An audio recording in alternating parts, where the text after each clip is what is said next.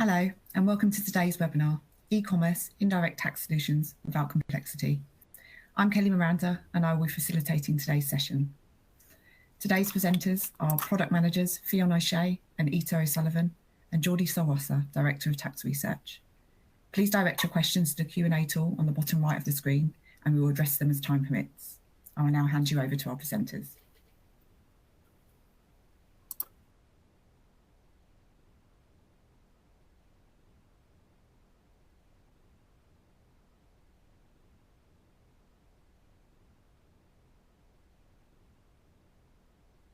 Fionn, we're having a little trouble hearing you.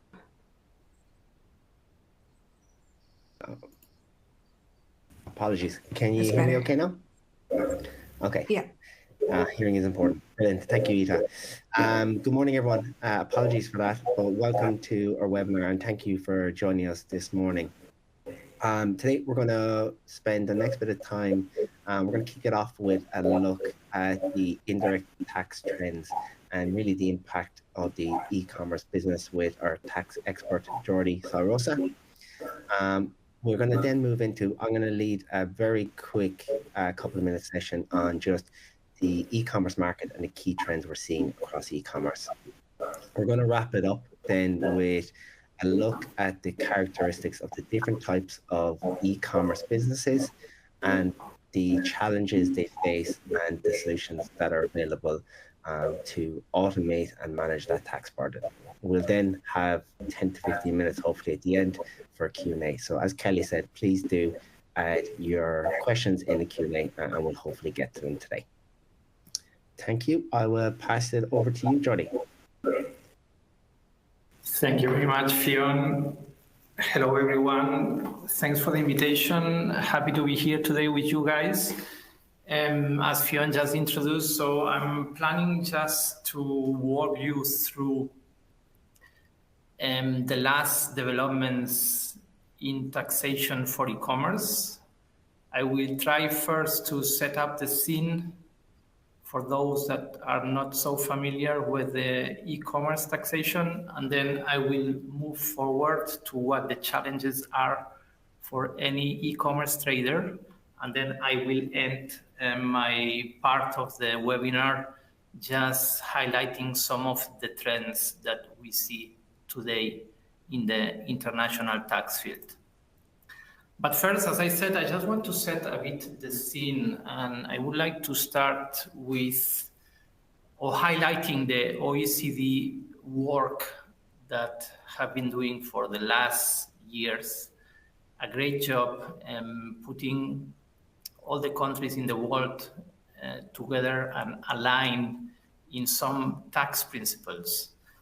And one of the main jobs of the OECD was back in 2015, where more than 100 countries endorsed the OECD VAT GST guidelines in the digital economy, in which one of the recommendations of the OECD was to tax B2C online sales at destination. So we see today a trend, and you see here on the slide, there is a picture. The source is from the OECD, and it's back to May 2024.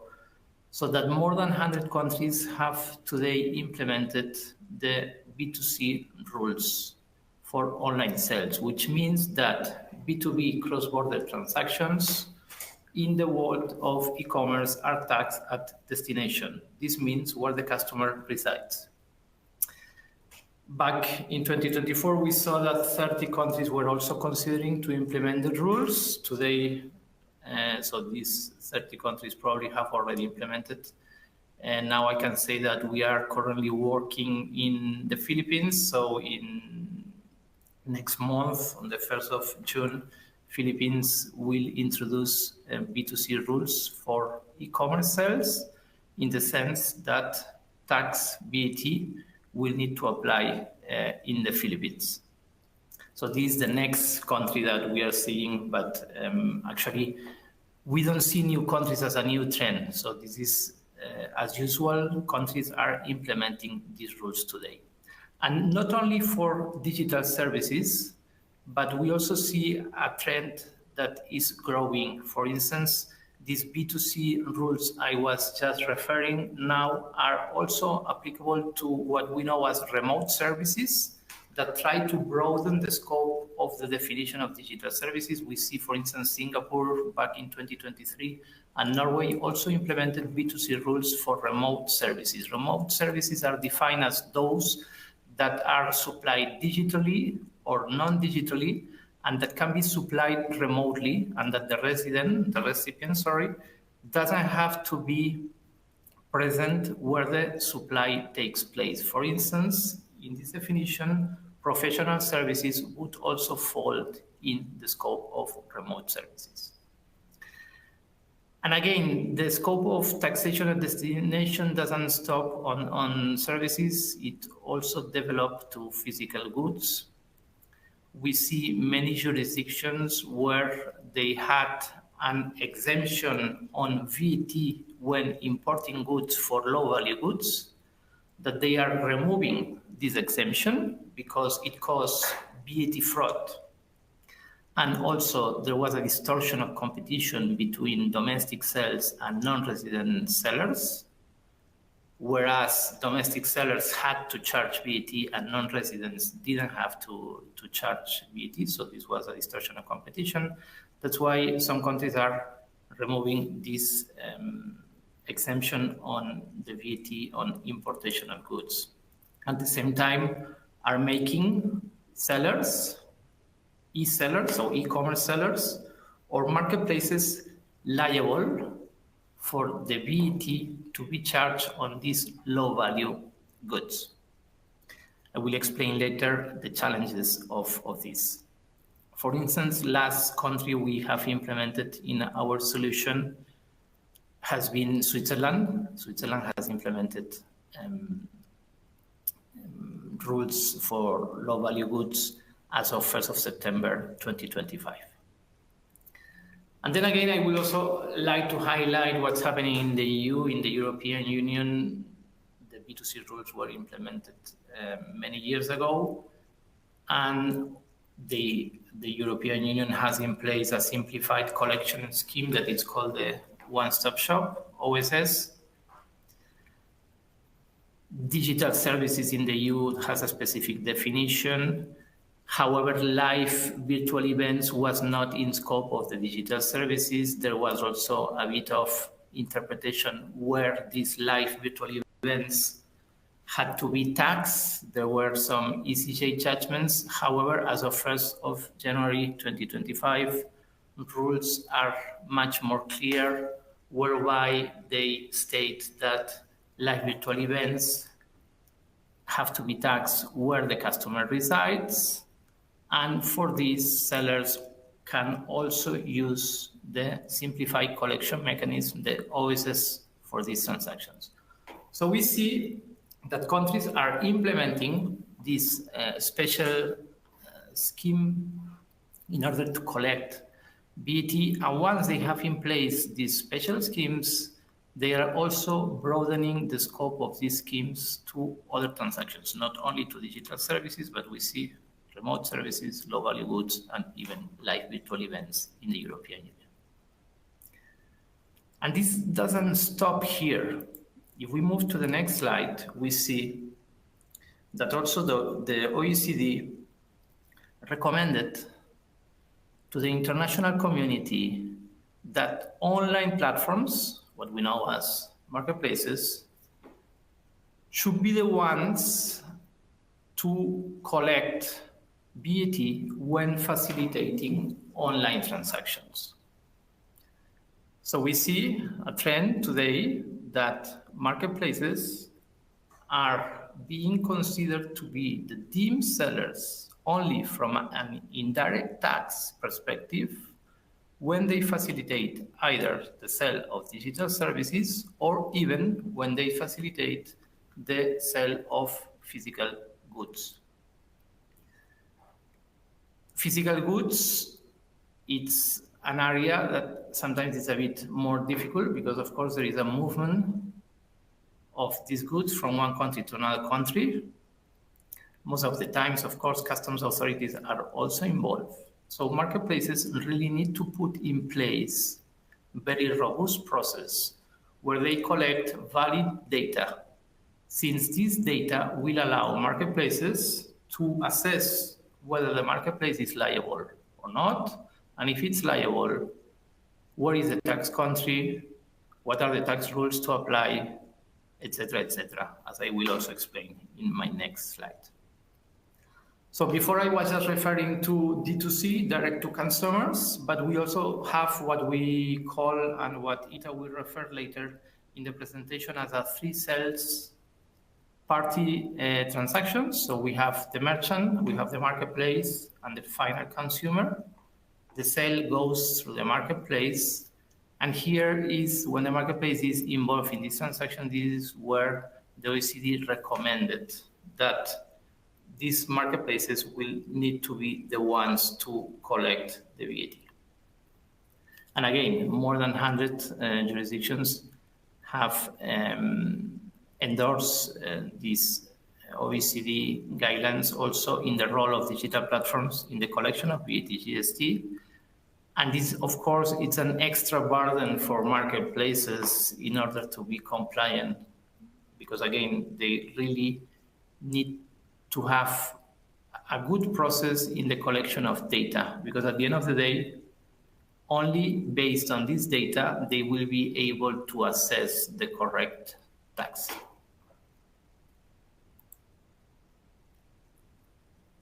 And what are actually the challenges in the tax collection? So you see on the slide, and I've tried to list some of them. The first one I would like to highlight is the tax liability. So every time we have a transaction, there is a need, especially if there is a three sales party transaction where a marketplace is being involved in the transaction, there is a need to assess who is liable. Is it the marketplace who is liable? Is it the seller, the underlying seller, who will be liable? Or is it, in some cases for physical goods, where the country of destination doesn't have low value good rules, or the value of the goods are above the threshold? It could be that it's the customer because it's the importer of record. And for this, there is the need of a real-time assessment on who is the liable party from a tax point of view. Specifically for physical goods, we have the countries that have implemented these low value good rules, like the EU, UK, Norway, Australia, New Zealand, and we have others, and as I said, Switzerland as of 1st of January this year. They normally put a threshold of the value of the goods. If the transaction doesn't exceed this threshold, normally the marketplace will be liable if they meet some of the requirements. If the value of the goods do exceed this threshold, then the marketplace normally will not be liable. There is also, so this means that at the real time, during the checkout process, the marketplace needs a solution that automatically assess whether they are falling under the liability or not. As I said, normally these rules, they only refer to B2C, with some exceptions in some jurisdictions. So there is a need to determine the customer status. There is a need to determine whether the transaction is B2B or if it's B2C. And this customer status will also have some consequences in the tax determination.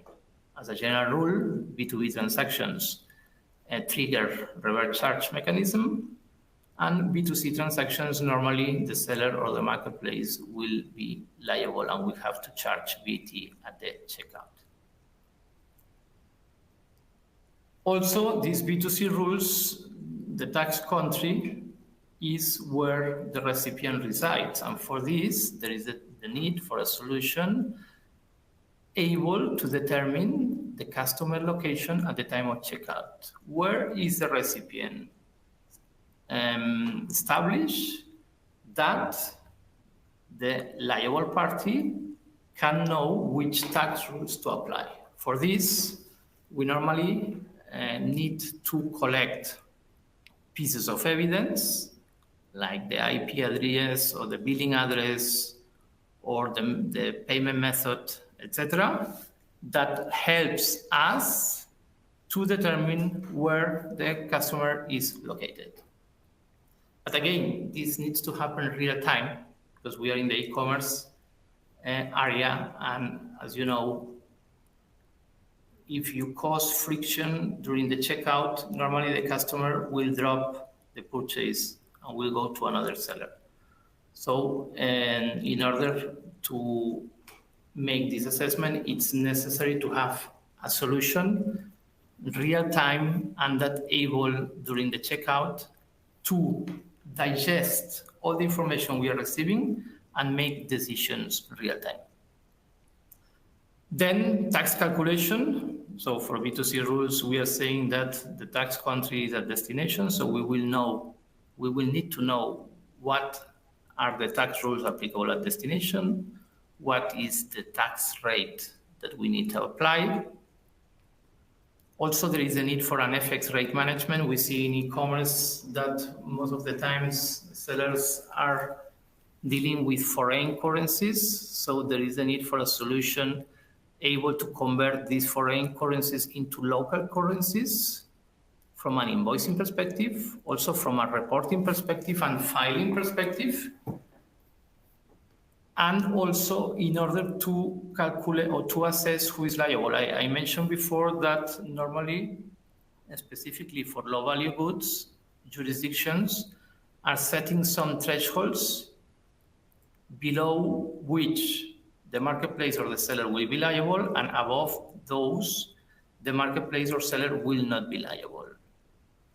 Again, there is the need to convert the foreign currencies into these thresholds of these specific jurisdictions. Like for instance, in the EU, it's 150 euros, or in the UK, 135 pounds, in order to assess if the goods we are selling are to be considered low value goods or not. And least, we have invoicing.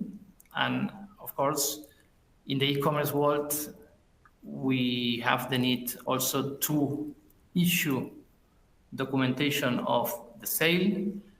And most of the times, in order to have an invoicing which is compliant, needs to follow the rules of the country of destination, again, where the tax is due.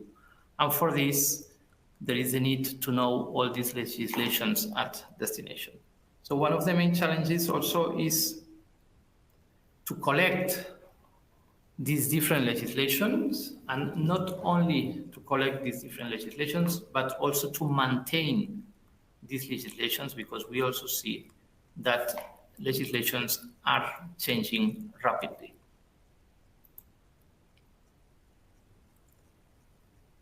So what are the trends in e-commerce taxation? And again, I don't think that new countries is a trend, because this is business as usual. We have seen in the last 5 years that many countries have been implementing B2C rules. As a trend, I would like to highlight that we see an increase B2B control in some jurisdictions. As I said before, normally B2B transactions are subject to reverse charge at destination. So the recipient of the business recipient registered from a VAT perspective will need to apply reverse charge. However, we see that countries are imposing B2B reporting obligations, even though these transactions or the seller or the marketplace is not obliged to charge any VAT on these transactions. But still, there will be the need to include these transactions in some kind of B2B informative declarations. And we also see some jurisdictions that are a bit that are also imposing some need for B2B validation that cross a bit the line of what would be normal in the tax community. For instance, as an example, this year we saw Egypt that introduced a second number to be validated in order to assess whether the customer should be considered as being a business or not. They introduced what we call the UIN, that it's a 39 character number, and this made very difficult for sellers to validate this number real time, and was quite difficult to introduce as a solution. So we see that other countries are being focused on these B2B transactions because probably they see that the VAT numbers are being misused, and they have identified a kind of VAT fraud. The second trend I would like to highlight is that marketplaces may be faced with additional reporting obligations and other taxes different than VAT.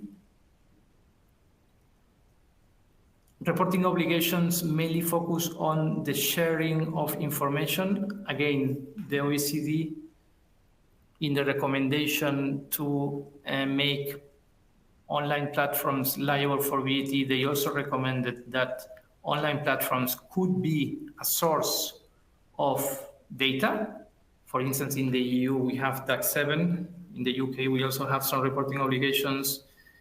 In Australia, also entering in what we call the SEER. So we have the marketplaces have the burden also to inform tax authorities about some data on their merchants and on the transactions they are facilitating. At the same time, we also see that marketplaces may face additional taxes different than indirect taxes, like digital service tax or SEP taxes, significant economic tax, that, for instance, Kenya implemented beginning of this year.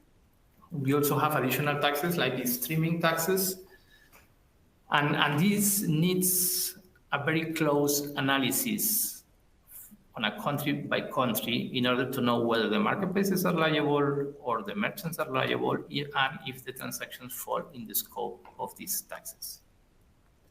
And just to finalize, of course, I think today we are living very interesting times in the European Union especially, and for those that are VAT experts, with the VIDA regulations. So a lot of changes in the European Union. VIDA entered into force 14th of April this year. There are different timelines for each of the changes. VIDA is based on 3 pillars. We have the first pillar, it's invoicing and digital reporting. The second one is platform economy, and the third one is single VAT registration. I will just walk you through very quickly on these 3 pillars. So the first pillar, invoicing, means that as of 2030, so B2B intra-community supply of goods will need to have an electronic invoice from the seller, and at the same time, a digital reporting of the data. The second pillar, platform economy, means that marketplaces will become the deemed sellers not only for digital and physical goods, as I was just referring before, but also for short-term accommodation rental and passenger transports. So this is a big change if they meet certain conditions. And the last pillar, it's a simplification, and it's what it's called single VAT registration. That means that the transfer of own goods from one country to another country will not need a VAT registration at the destination country anymore. However, the sellers will be able to use the simplified scheme one-stop shop that I mentioned before.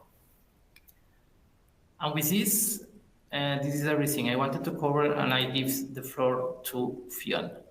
Fionn, thank you very much.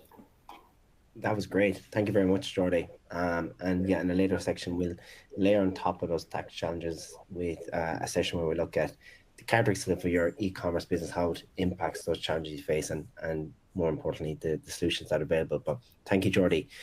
Before we do jump into that, what we want to do is just spend a very short minute on just looking at the e-commerce market and some of the key trends. Probably the least surprisingly shocking fact or thing we'll say today is that the e-commerce market is continuing to grow at a pretty strong rate, 13% across 2021 to 2026. So that isn't surprising, but there's a number of different factors that are impacting that growth. One of them being the acceleration of B2B businesses into marketplace platforms.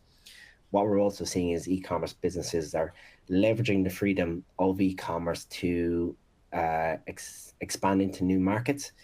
And what that is meaning is cross-border sales is just becoming the norm. So the rate of cross-border transactions, that percentage of overall transactions, is continuing to rise.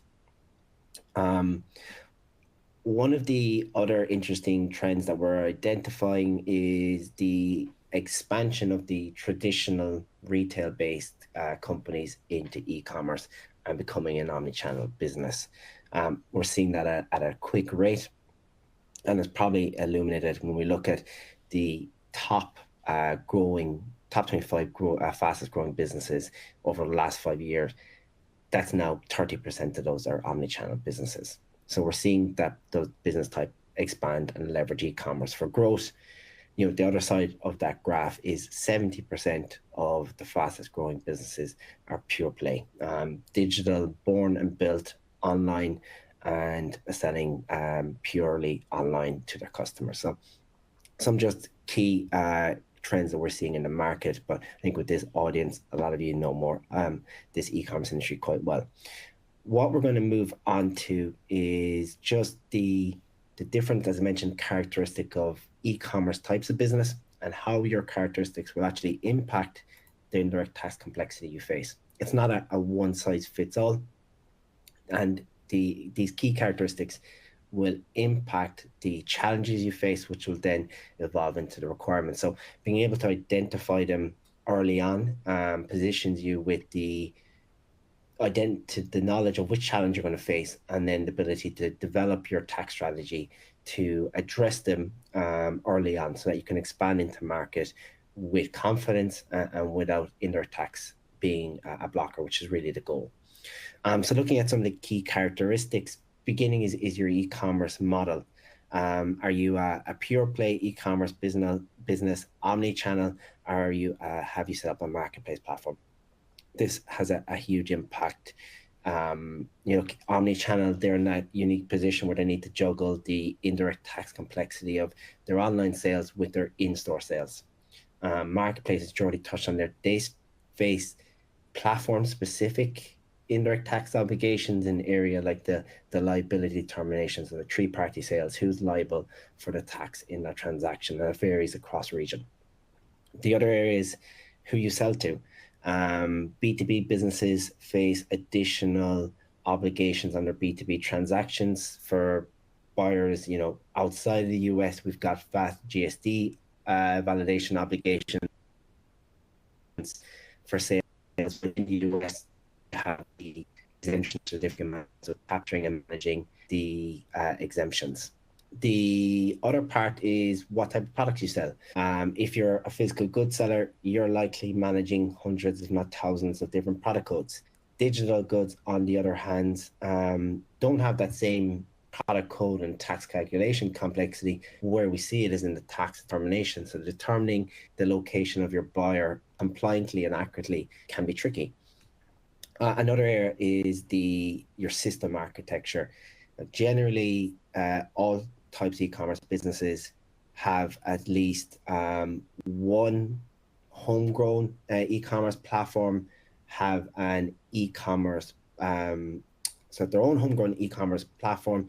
They leverage an e-commerce platform and generally have an ERP as well. So they have at least more than one platform they to manage.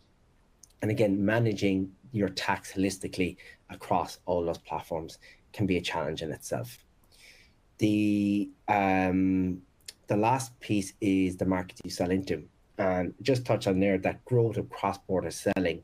With that brings complexity. So every market you sell into increases that tax burden. And Jordy touched on it there, the key challenges around the tax collection. What's important to note is every market localizes that obligation. So similar tax obligations, but it's localized. What that means is you multiply that challenge when you go into a new market. The way I like to think about it is you're solving the same puzzles, but with a different piece in each market. So there's some like the common characteristics to look out for. What we're going to do is we look through the kind of the solutions. Is we're going to lift it up a layer and just look at it through the prism of the e-commerce model. So looking through pure play, omnichannel, and marketplace.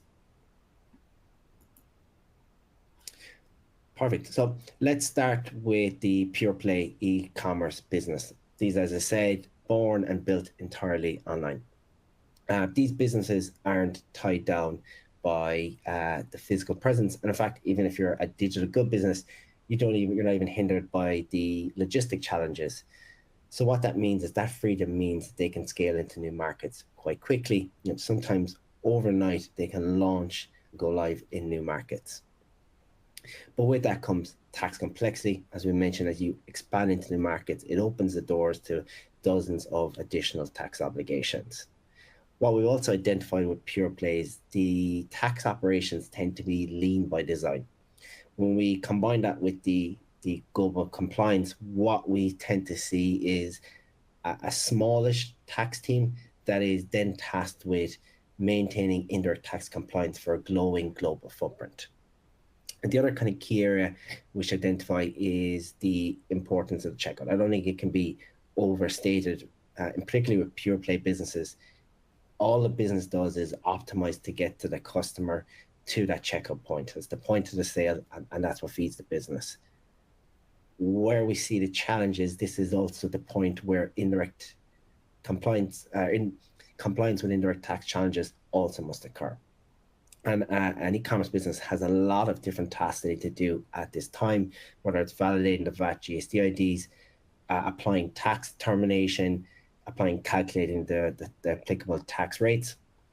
So all needs to be done at that point of the checkout. But then there's the balancing act, keen to maintain and optimize the checkout conversion. So don't want to add any additional friction. So you're balancing there between compliance and a positive customer experience. As we touched on, pure play business, the goal is to scale globally and increase sales. Scaling up your indirect tax operations should not have to be the goal. So it's quite simple when we look at the vision for our e-commerce solution, Vertex, for pure play e-commerce business, is to support that. Enable you to effectively manage the indirect tax compliance burden without having to scale up your operations. How we do that is the e-commerce solution provides an end-to-end solution where we automate the indirect tax obligations and each indirect tax obligation across all your markets, so that it's removing that burden. And what we also put a lot of focus on is having our platform produce quick and accurate tax results through the checkout, so that number one, we're balancing, we're hitting the compliance piece, and then we're also not adding any additional friction to that checkout. So helping you maintain that positive checkout experience. Just to take a look at the pure play e-commerce bundle itself, I think a key point before we look at the actual capabilities is focus of the solution is providing value before checkout, at checkout, and then post checkout. If we look first on the capability at the very far left, is our tax threshold monitoring. What that product does is it tracks your sales against the local jurisdictional thresholds around registration obligations. Big value there is we want to support that desire of e-commerce businesses to expand into new markets. So with that capability, you can test and trial the new markets while maintaining visibility on the registration obligations. So as they've come to a point where you're starting to hit a threshold, you have the information to make an informed decision on whether, yes, you want to register and continue in that market, or potentially move away from that market before the obligation occurs. The other part is the focus around checkout. And there's three key areas that we add the support. Number one is the managing the B2B transactions. Number two is tax termination. Number three is tax calculation. So Jordi touched on various different challenges around B2B transactions. So within the e-commerce solution, we provide automated VAT GST ID validation. So for your sales outside of the US, for sales within the US, our exemption certificate management solution offers capabilities to collect the exemptions during the checkout, outside the checkout, and then the UI to manage those exemptions by the team. The second area around the checkout capabilities is the tax determination. And our capabilities are built to manage nuances between digital and physical goods.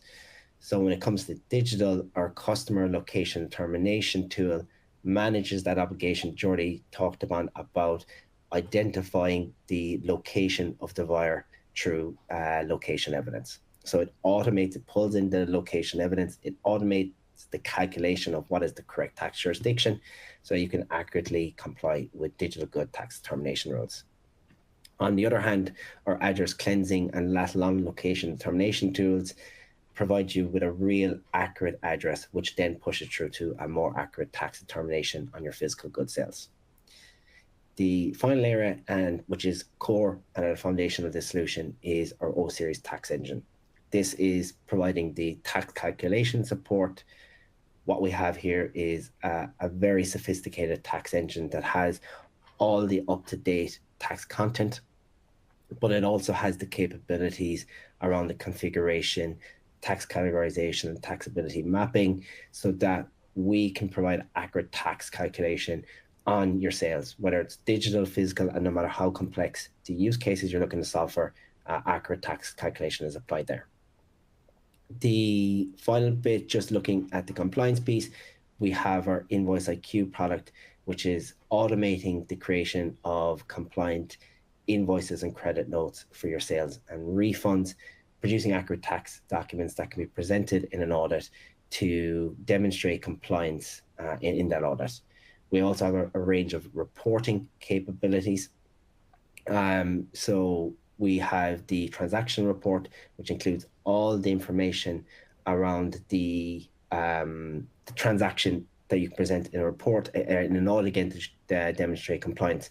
So that includes the evidence that was used for accurate and compliant digital good tax determination.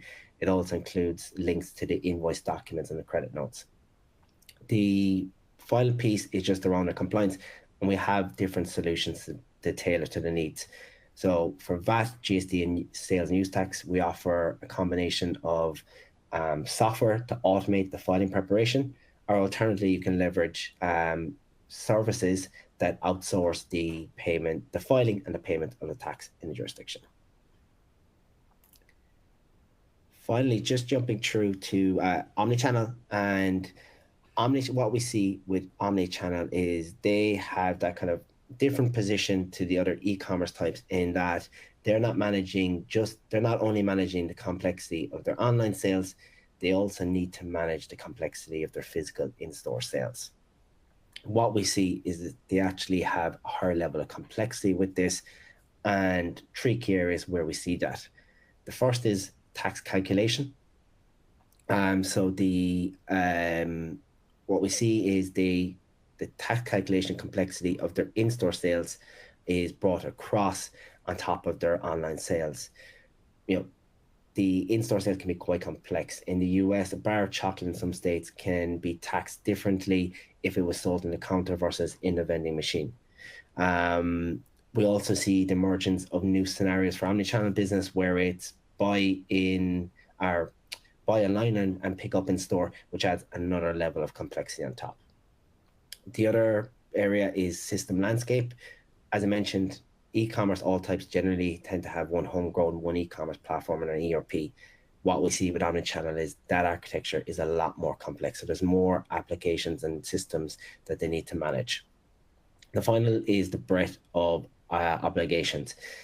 Now, this is dependent on the market coverage, but if we compare omnichannel and pure play with the same coverage, what we generally see is the complexity is a little bit higher with the omnichannel. Particularly, we talked about the emergence of the e-invoicing obligation, the physical presence, the domestic registrations of these businesses means that they have they face a generally larger e-invoicing obligation. To conclude on omnichannel, what we see is the omnichannel business faces same e-commerce challenges. Again, they need to validate VAT GSADs, they need to produce invoices, they need to do reporting. What the difference is we see is the characteristics impacts the specific areas that they place highest value on and they leverage the most. So three kind of key areas. As we mentioned, the first is integrations. That complex system architecture means that connectors are critically important. So with our solution, we offer the wide range of connectors across e-commerce and ERPs so that we can provide a consistent tax support across wherever you sell. The second part is around the use of O series. As we mentioned, they have very complex tax use cases they need to solve for. And also the omnichannel business tends to have a larger tax operations. Two of those together, what we see is the omnichannel customer really uses the full breadth of the O series capabilities to manage their tax use cases. The final bit is just around the compliance. What we see is with that larger tax operations, they generally tend towards the automation software for filing preparation over the services. And again, probably not a shock either today is there's a massive demand and need for the e-invoicing support to manage their emerging e-invoicing obligations. So that's me, guys. I'm going to pass you over to Ida now, who's going to look at the marketplace platform. Thanks, Leon. Good morning, everybody. And the challenges Fionn has just spoken about for e-commerce businesses also are true for online marketplaces. Really, for marketplaces, marketplace facilitation rules in many jurisdictions just add another layer of compliance burden to their tax team. And as Jordi already mentioned, a lot of that stems from this concept of the three-party sale and the idea that the marketplace, as the platform facilitating the sale, it becomes a tax liable party. So determining, and again, Jordi has spoken to this real challenge of determining which of the three parties in the transaction is liable per line item for the tax in a transaction can be a huge challenge. And good data that brings in all of these determining fields that we need to know in terms of value, location, and so many other factors, it is key to that accurate determination. There are a few more factors around the marketplace challenges that I'd like to call out. The next is that, as well as actually that liability for VAT, GST, sales use tax, we're also seeing a trend now where marketplaces can become liable for other impositions. Jordi already mentioned digital service taxes, and in some jurisdictions, marketplaces can be liable for those. Or, for example, in the US, a food for immediate consumption tax can also, in some jurisdictions, fall on the marketplace. And that phrase, some jurisdictions, really speaks to the complexity that tax teams looking after marketplaces feel, because it's really about that variety, right, in the way each jurisdiction interprets these rules, puts their own spin on them, adds their own qualifying criteria. That means there is really a very costly amount of time and resource needed to understand, as a marketplace operating in a jurisdiction, what am I liable for? Do I need to collect, remit, and report tax, or who in this transaction does? And that's really, I suppose, the crux of the unique challenge for marketplaces. And Much like with the rest of our e-commerce suite, our product is built to solve this problem for a marketplace. And looking at that marketplace kind of journey, there's a few other challenges I'll speak to as well. And the first actually can be a pre-transaction challenge, and depending on the marketplace, it might also happen during the transaction. And that's just seller management. You might want to validate business addresses connected to sellers selling on your platform. Some marketplaces where the quantity of sellers is relatively low might like to do that and set that up ahead of a transaction as a way to protect speed of transaction. For other marketplaces where the amount of sellers could run into the hundreds of thousands, if not millions, that's simply not viable, and that's information that they would rather pass at the time of transaction. And at that time of transaction, as we're looking to determine liability and then tax, you can see we're offering the same services that Fion's already spoken to. So business ID validation, location determination, easier for physical goods, obviously, but we have digital marketplaces too, and then a tax calculation powered by O-Series. And again, for some of our marketplaces, like Fionn mentioned with the omnichannel, we can see a huge complexity or I suppose size there. That means tax teams will be very involved in O-Series and be using O-Series for other parts of their business too. Equally, we do see marketplaces very much focused on just using us out of the box without wanting to go in and configure their O-Series too much. Both options are available. And then after transaction, we also have the invoicing needs and the reporting needs that Fionn has previously spoken to. One thing I would call out around invoicing is that in marketplaces, we will see 2 invoices often. These can be back-to-back sales. We can support that. And then around reporting, given the quantities of transactions that a lot of marketplaces encounter, as well as having reporting available to download via UI, we also have API-driven reporting. So if you face significant volumes, you can pull your reporting data straight in to your company's central reporting product. And I suppose just to say then that, I've jumped a step, that when we're talking about any of our e-commerce products, your compliance needs, your tax compliance needs are going to be met in a way, need to be met in a way that works with the technical infrastructure that your company operates under. And we offer different ways to integrate that. I mean, we can meet you where you are. We can support you with direct API integrations or through pre-built connectors. And all of this means you get the shortest possible time to implementation with the least possible burden on your technical teams. And all of our e-commerce products are designed to work at the speed of e-commerce. We know and care about speed of checkout, and while we need to take tax compliance actions at time of checkout, we ensure they won't slow you down.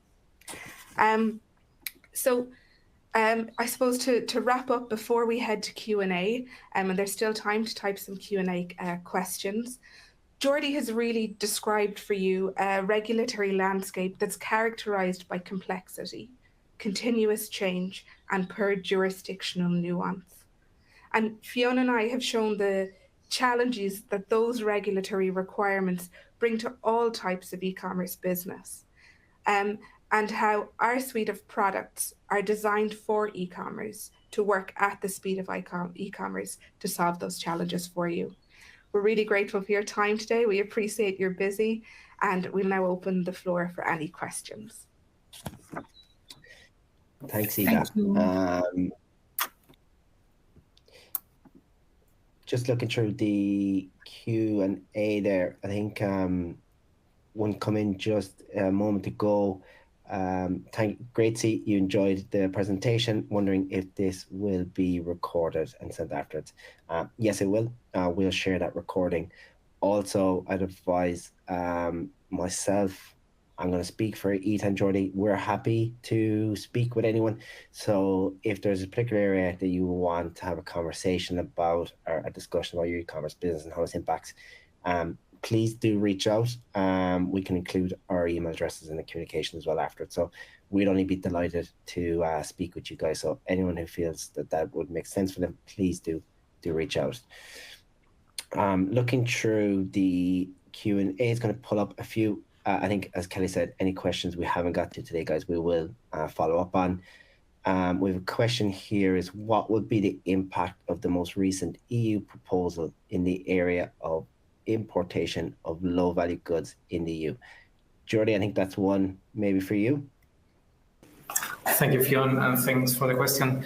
So indeed, as I said, interesting times for any VAT expert in the EU. And recently there has been a proposal, a new proposal, whereby it is proposed that no matter if the merchant or the marketplace is iOS registered, if the import of goods is low-value goods into the EU, these merchants and marketplaces will still be liable for VAT on the import. However, if they are iOS registered, they will be able to use the iOS simplification collection method. So at the end of the day, this proposal, what is intending to achieve is to promote the use of iOS regime. At the same time, and I think this webinar is perfect timing, 2 days ago, there is a new proposal to establish a flat fee of €2 for any small package, they call it. I think they are referring to low-value goods into the EU. So again, exciting times and a lot of new developments that need to be monitored. Thank you, Fionn. Cheers, Jordi. Another question, maybe Ida, if you would like to take it, is do all countries apply liability determination rules? That's a good question. There's always no. So first of all, some countries do not have marketplace facilitation rules in place yet, or they might have them in place for digital goods only. So I think, and Jordi, feel free to chime in, but I think we kind of see a trend where as legislators are trying to close this tax gap, they start maybe with the lowest hanging fruit, which is digital goods, right? Put the burden over there. We see digital good marketplaces sometimes coming into that legislation. And then in the years that follow, we see they obviously see some success. They start to close the VAT gap, and they start to expand these types of rules. So often we'll see particularly marketplace physical good rules coming as a second or third phase. So for example, Switzerland brought them in on the 1st of January this year. We were ready, our marketplace clients were good to go on the 1st of January. We are watching, we heard news this week from Chile. We expect, there has been talk for a while, but it looks like they will now proceed with the 1st of October this year. Although 4 months is a long time in tax legislator land, and that could well change. Those rules could move. So you'll definitely see this characteristic, and it's part of the reason we see ongoing change of a legislator might take one piece of this, one slice of this pie, get that operational, it's typically the digital slice, and follow that with marketplaces and physical marketplaces in later phases.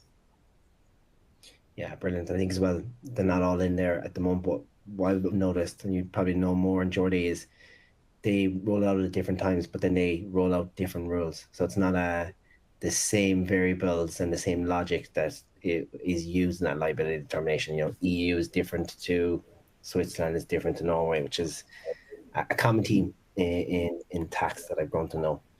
Well, it certainly keeps us busy, right? Yeah, I agree. And it's case by case and jurisdiction by jurisdiction. You always see nuances. And as I said, so we are very much busy now with the Philippines, who just published a new circular 1 week ago, when the rules will enter into place in 10 days or less. And funny enough, the registration portal of the Philippines is temporarily unavailable. So it means that not only companies need to be ready from a technology point of view, but also tax authorities need to be. And sometimes there is a mismatch here, even for them. So very challenging to meet all the requirements. Yeah. Absolutely. And Fionn, I think we probably have time for one last question, and I see one that might be a good fit for you. And the question is, do you have to buy a full bundle, or can you purchase individual capabilities? Yes, good question. It depends. A lot of the capabilities you can purchase on their own. So we know capabilities like tax ID validation, exemption certificate management, which is our exemption certificate center product, or invoicing solution. Those products can all be obtained on their own. So to support your solutions, you can plug those capabilities in and then automate the compliance with that indirect tax obligation. Other capabilities, they can't be purchased on their own, and there's reason for that. I think if we look at the marketplace scenario, we wouldn't support invoicing on its own to a marketplace. Why is that? It's what we talked about with the liability determination. So you mentioned, Ita, there's the back-to-back invoices. So when it comes to one transaction on the marketplace, you may have 3 different sellers on it, and then you've got the marketplace and the buyer. There can be 5 or 6 tax documents that are created there. And if the marketplace is deemed liable, you now have to produce 2 invoices, what we call back-to-back invoices.